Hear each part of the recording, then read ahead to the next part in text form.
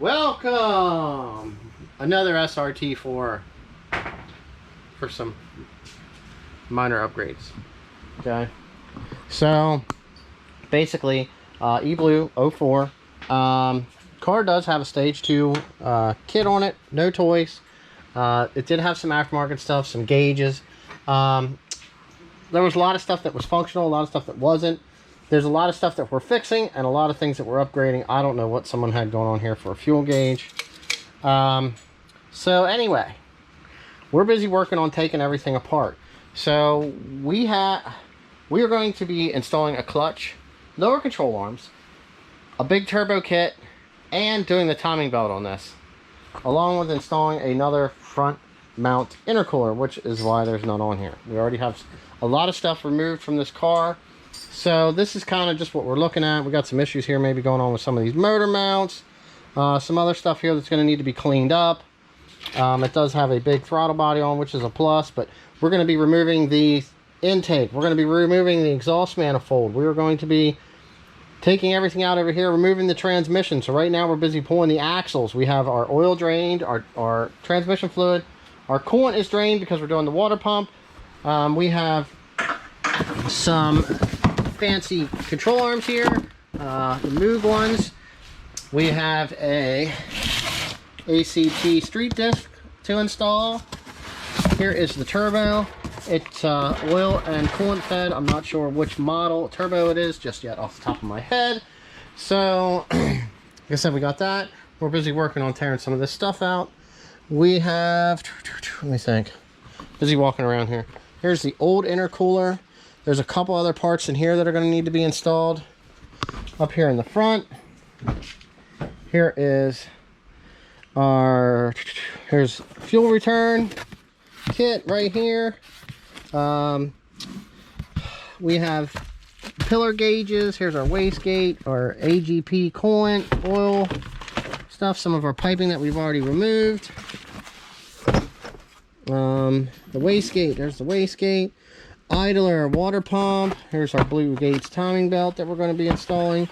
Brand new AGP fork. Here's the rest of the turbo stuff, our turbo lines, our coolant stuff. We have an AFR and a boost gauge here to install. Oh my, and yeah, we got one of those dual pod gauge things here to put in also. Now, gotta walk over here to the other side. Here's some of the stuff that we've already got removed. I got some boxes going. We're sticking it in the back here. Let's check out this very nicely coated O2 housing here from AGP. So it's not the welded metal. There's our coated manifold. You know, we got a whole bunch of stuff we got to do. It has some older gauges in here, but like I said, the fuel is on the other side. None of these function, so we're just getting rid of those because we need to know what we got going on here for tuning, which is going to be boost and our AFR sensor. When we get this thing together, like I said, we got the fuel system to put on. We're going to probably add a couple things. We're looking at possibly getting some mounts. We want to get a rewire kit. Maybe possibly doing some other things. It's all in what we want to actually put into this build here. So we're going to work on getting everything tore apart. I figure it's going to be best when I get down to the point of getting everything down and tore apart. Like I said, we're getting the suspension apart here now so we can get our control arms. We need to get our axles out. We got to undo our motor mounts so that we're down to our center mounts. And we'll come back when I have everything pretty much tore off the car, including like the intake, the exhaust manifold, all that stuff is off. And we're going to be working on what we're going to do first is we're going to drop the transmission, install the new clutch. I'm going to put the transmission back together. I'm going to bolt that stuff together. Then I'm going to do my trick with the engine hoist and the strap, and I'll pull this thing over. I'll get in here and I'll do my timing stuff, and then I'll do my mounts. I'll slide everything back over. We'll get the transmission up in and this, and then we can work on getting our turbo manifold and everything also installed onto the back of this block. So once I get everything tore apart, we'll get in here and I will go over the reassembly process with some nice stuff. Okay, so this is going to kind of be a little hard. These are level. They're lined up where they need to be.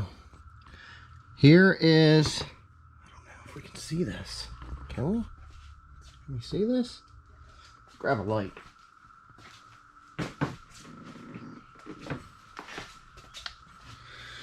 Alright, so on the front, I'll show this sideways. You can see the alignment there.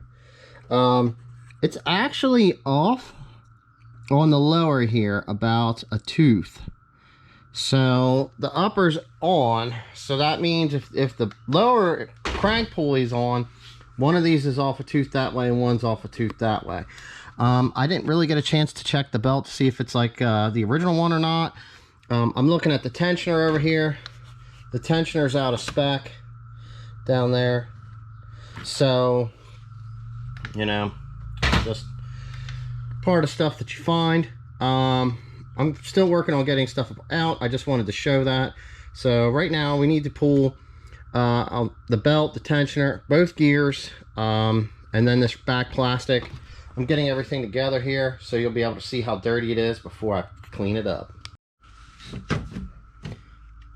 Alright, well, holding this light here, you can see we got all kinds of dirt up in here. We've got all kinds of stuff down there around the crank. You can actually see down there where the belt, it's like a shiny spot right here. Right down here. That's where the belt was rubbing the oil pan. Huh. Yeah, see, I think something came off. I'll show you in a second what I think it was, because somebody had the top cover off, I guess, to look at this at one time. And it's pretty common. This way you can see how dirty this stuff is, okay? Now, this is the back cover. You know, there's your back side. That's toward the motor. It's pretty dirty, which is, you know, normal. Here's the side inside where the belt actually runs. Now, see these tabs here? There's some of these on the bottom. That actually keeps the cover spaced back away from the belt. Now, there should be one here.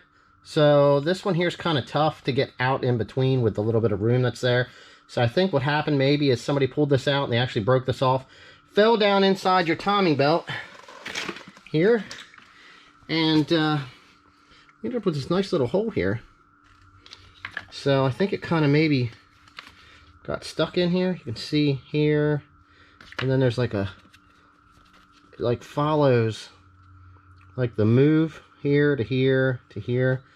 So it probably actually maybe went in there and like pushed the belt through and punched it out, which is better than the belt actually jumping. Now you see this Chrysler. So this is the original belt. So I mean, that's definitely something bad. Stock motor, not so much. It's worrying about interference, but if you have something built with cams and stuff and different compression pistons, yeah, you have a good chance of bending something there. So that's off. Here's our old tensioner or idler. Here's the tensioner pulley. Like I said, it was weird that one was that far out of adjustment. We did have some rubbish, like I said, on the oil pan. You know, gears look pretty good. You know, they do have wear, but I mean, come on, we're talking an older car. I think this thing has just over 100,000. I'm not showing the mileage off the top of my head. I don't really worry too much about that. So I'm going to get this stuff cleaned up. I'm going to clean up the engine right here. And probably this inside wall. We do have a motor mount in here to replace. Actually feels pretty snug. I should probably pull that off too. That way that's one less thing I got to mess with. But yes. Let's get this mess done.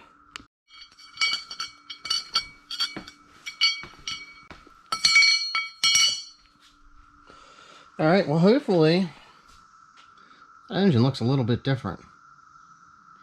I mean, this stuff was really gunked on here. Got it cleaned up pretty good. Actually put a box down underneath for it to all, you know, man, look at that. Ugh. It's down over on the pan. I did get some of that taken care of too while I was at it. But we're here to do the timing belt. I am probably gonna like try to clean some off this frame rail here yet too. But before I go doing that, I really want to get everything cleaned up and actually start reassembling this. I gotta prep that water pump area a little bit. We do have a new water pump to go on there. Where did I set that? Here is all of our covers. Look at that. Man, you know, nice and clean, ready to be reinstalled. That's what you want to do. You want to get that stuff cleaned up. I'm going to clean this. I did remove the tensioner, which is laying here. That thing's covered with some grease and some gunk. We're just going to take care of cleaning that up since we're here, along with, like I said, this frame rail. And probably some down through here, just to get this stuff out of the way. I'm pretty sure most of this is probably from a boot that had popped on the axle at one time. This one here, I don't know, I think this one looks okay. Yeah, that boot's all right on this axle, so it was probably replaced at one time. Looks pretty good, you know, just something that happens. So, whew, let's get the water pump back in. I'll kind of show you a little bit of what's going on with that. And once that's installed, then we can install our rear cover. We can get that on out of the way. I will be pulling the valve cover off and resealing that also, getting that cleaned up too. But the main goal today is to get this timing done, get this right side rail here cleaned up, get our new center mount in, which we are replacing that with the nice SDK solid right here, and new bolt that comes with them because it's brand new stuff, and getting it taken care of. Now, since I have this out and I'll be cleaning it off, I will grind these tabs. That's definitely something you want to get done. This being it had the stock mounts, it even has a little roll pin here still in this bracket, which is not something you see too often here anymore. Woo-ha! Well, let's get something done. When I put this water pump on, this bolt runs through for that bracket. So I always install this to make sure that it threads in. This is a Mopar pump. Most of the time, I usually don't have any problems when I install the Mopar pump. It might be like one of your aftermarket pumps or whatnot. Sometimes they'll have a little play, and then you won't be able to get this bolt in. And that's not something that you want to find out after you've already got everything together, because then you got to take it all apart. So I make sure I put this bolt in when I'm installing this water pump. I got everything tightened up. So I'm to the next point of actually installing the plastic back cover. Okay, there was one thing I forgot to add. Now, this is what the tensioner goes on, okay? So that goes in behind here. You see it? All right. Gets one nut on that side. Same as the water pump. When you're installing that, make sure you get this down in here right. That'll help you line that up into place. I usually like to tighten that down. And sometimes I'll put one in here to help hold this. This plastic actually bolts into here too. Just make sure that this nut that's behind this plastic for this is really tight, because sometimes that could move on you. So right now, these are moved just a little bit.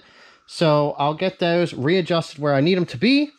And we're going to work on getting the belt here installed. More for the junk pile. So I start in the bottom.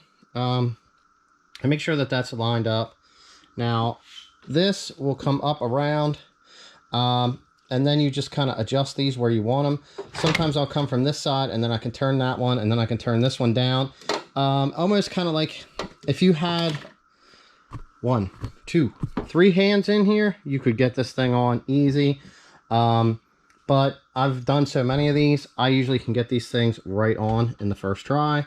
So what we're going to do is I'm going to get the belt on, then I'll get what I need for this. I'll show you what I do to line up the tensioner, because you want this in the middle here. All right, so here we go. Belt was installed. I start here, I wrap it around, I come up around, I get this where it needs to be, I get my tension out, and then I line this one up where it needs to be so it's flat. I get it fed in, I come across, and then I rotate this one down with the wrench, because if you use a ratchet, it could bounce. I get it in line, okay? Then I get this wrapped around, slide it over my tensioner, I get everything adjusted. I do need to readjust the preload on the tensioner just a little bit more, but we just did 2 full rotations. Hopefully you can see, perfectly in line. Here's this one, perfectly in line, okay? That was my first try putting these on. If someone says that if it's off a tooth or two here or there or down there, that it's okay. No. Put it together right. Okay? I'm going to adjust this tension, and then I'm going to work on getting my, where are they? Other plastic covers on. I have to clean this bracket, grind those ends off. What else is there? Oh, I got to get that tensioner clean. I'm going to get that done, because that's going to be a whole lot easier. I get right in here.